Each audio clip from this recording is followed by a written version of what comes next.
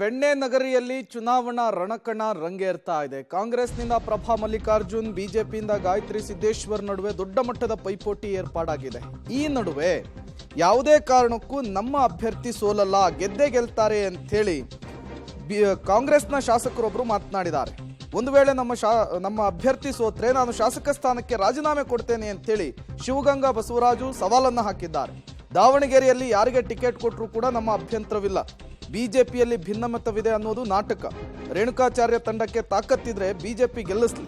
ಚನ್ನಗಿರಿ ಕ್ಷೇತ್ರದ ಕಾಂಗ್ರೆಸ್ ಶಾಸಕರಾಗಿ ಶಿವಗಂಗಾ ಬಸವರಾಜ್ ಅವರು ಸವಾಲನ್ನು ಹಾಕುವಂತಹ ಕೆಲಸ ಮಾಡಿದ್ದಾರೆ. ಮೋದಿ ತಂದು ನಿಲ್ಸಿದ್ರು, ಇವತ್ತು ಕಾಂಗ್ರೆಸ್ ದಾವಣಗೆರೆ ಜಿಲ್ಲೆಗೆ ಗೆಲ್ತದೆ ಅಂತ ಗೊತ್ತು. ಸೋಲು ನಾಳೆ ಸೋತ ಮೇಲೆ ನಮ್ಮಿಂದ ಸೋಲ್ತಂತ ಹೊಣೆ ಹೊತ್ಕೋಬಾರ್ದು ಅಂತ ಅಡ್ವಾನ್ಸ್ ಆಗಿ ಅವರು ಈ ಥರ ಒಂದು ಪಿತೂರಿ ಮಾಡ್ತಾರೆ, ಎಲ್ಲ ಒಗ್ಗಟ್ಟಾಗಿ. ಒಂದು ಎರಡನೇದವ್ರಿಗೆ ತಾಕತ್ತಿದ್ರೆ, ಏನು ರೇಣುಕಸ್ವಾಮಿ ಟೀಮ್ ಅವ್ರಿಗೆ ತಾಕತ್ತು ಅನ್ನೋದಿದ್ದರೆ ಬಿ ಜೆ ಪಿನ ಬೆಂಬಲಿಸಿ ಗೆಲ್ಸ್ಕೊಂಬರಲಿ, ನಾನು ಚಾಲೆಂಜ್ ಮಾಡ್ತೀನಿ. ತಾಕತ್ತಿದ್ರೆ ಗೆಲ್ಸ್ಕೊಂಬರಲಿ. ಅವ್ರೇನು ಬಿ ಜೆ ಪಿ ಗೆಲ್ಸಿದ್ರೆ ರಾಜೀನಾಮೆ ಕೊಡ್ತೀನಿ. ತಾಕತ್ತಿದ್ರೆ ಅವ್ರು ಒಗ್ಗಟ್ಟಾಗಿ ಗೆಲ್ಸ್ಕೊಂಬರಕ್ಕೆ ಹೇಳ್ತಾರೆ. ಸೋಲನ್ನ ಈ ರೀತಿನ ಏನಂತಾರಲ್ಲ ಪದ, ವಿಚಲಿತ ಆಗಿ ಈ ರೀತಿ ವ್ಯವಸ್ಥೆ ಮಾಡ್ಕೊಬಾರ್ದು ಬಿ ಜೆ ಪಿ. ತಾಕತ್ತಿದ್ರೆ ಒಗ್ಗಟ್ಟಾಗ್ರಿ, ತಾಕತ್ತಿದ್ರೆ ಒಗ್ಗಟ್ಟಾಗಿ ಗೆಲ್ಸ್ಕೊಂಬರಿ, ನಾನು ರಾಜೀನಾಮೆ ಕೊಡ್ತೀನಿ.